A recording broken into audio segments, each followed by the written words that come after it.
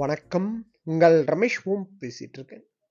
கமெண்ட்ஸ்ல நம்ம Srivari family members காமனா கேட்டிருக்கிற டவுட்ஸ்ன்னு பார்த்தோம்னா 2, 3 பக்தர்கள் கேட்டிருந்த டவுட் திருப்பதில கரோனா கேஸஸ் இருக்கா? அதாவது இஷ்யூ இருக்கான்ற மாரி கேட்டிருக்கீங்க. ஆந்திரால கடப்பா டிஸ்ட்ரிக்ட்ல ஒரு 6 கேஸஸ் ஐடென்டிஃபை பண்ணியிருக்காங்க.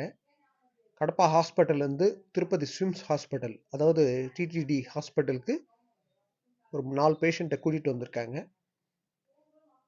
ஸோ அப்புறம் அதுக்கு சம்மந்தப்பட்டு எந்த அப்டேட் இல்ல.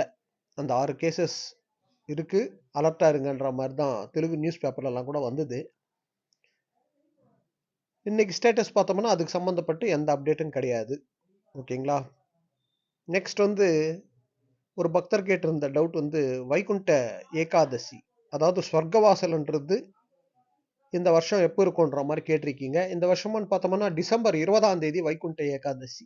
டிசம்பர் 20ஆம் தேதி வைகுண்ட ஏகாதசி அன்னைக்கு திருமலா திருப்பதி 4 மாட வீதியில ஸ்வர்ண ரதம் ஸ்வர்ண ரதம் இருக்கு அன்னைக்கு.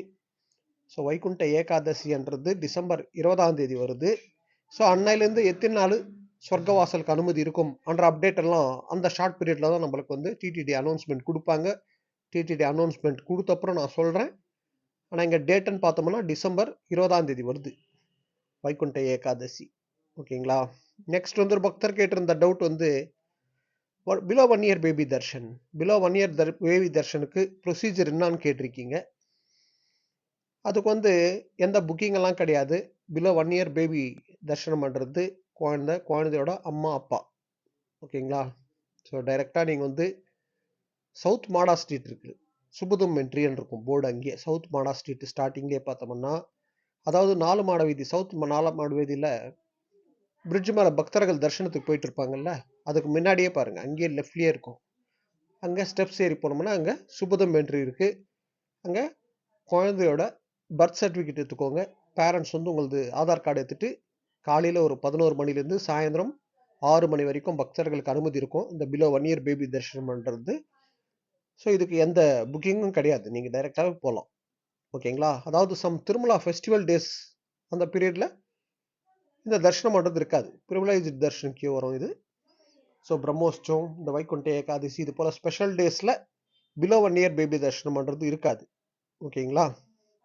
நெக்ஸ்ட் ஒரு பக்தர் கேட்டிருந்த டவுட் 300 ருபீஸ் தர்ஷன் டிக்கெட் நாங்கள் புக் பண்ணலான்னு இருக்கோம், எப்போ புக் பண்ணணும்ன்ற மாதிரி கேட்டிருக்கீங்க.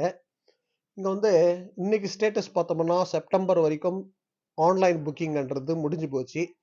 நெக்ஸ்ட் நீங்கள் 300 ருபீஸ் டிக்கெட் புக் பண்ணணும்னு நினச்சிங்கன்னா இந்த ஜூலை மாதம் 24ஆம் தேதி காலையில் ஒரு 10 மணிக்கு ரிலீஸ் பண்ணுறாங்க. அக்டோபர் மாதத்துக்கு சம்மந்தப்பட்டது.